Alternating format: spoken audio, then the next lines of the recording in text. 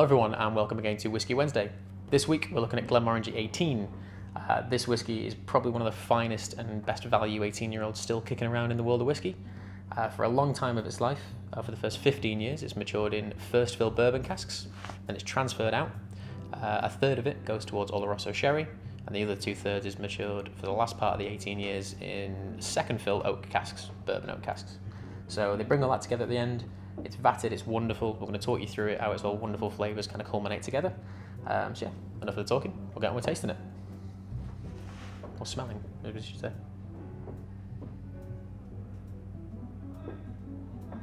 So it's classic Glenmorangie all over.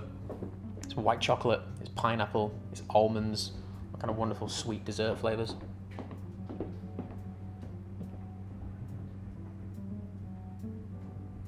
And just more kind of build towards that really rich exotic flavour. So even though there's a third of it gone towards sherry, bourbon's still the dominant force throughout the entire thing. Pineapples, mango, papaya, kiwi, lime, lemon. It's really fresh, it's really clean, very summery, ideal for July weather.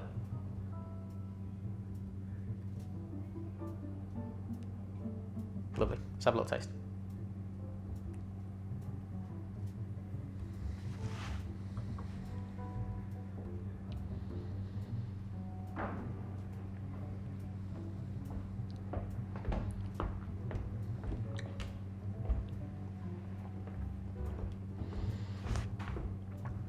The use of those bourbon barrels just gives you a really lovely, thick, clean, creamy texture.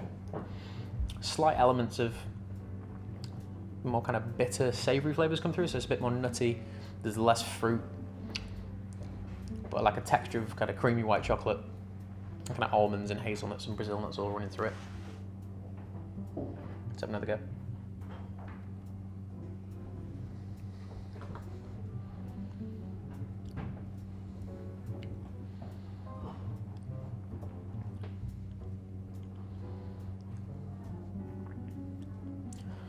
It's classic old Highland whiskey. Styles like this are becoming more and more expensive and more difficult to get hold of.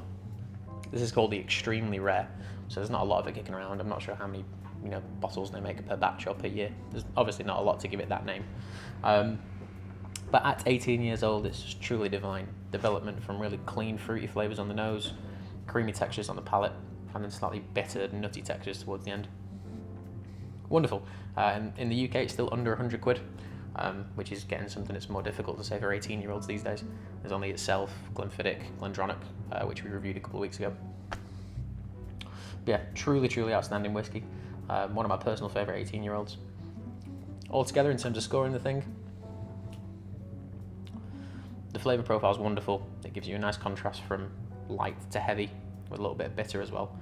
Glenmorangie is a well-established brand. You can't really go wrong with it in any capacity. All the finishes are wonderful.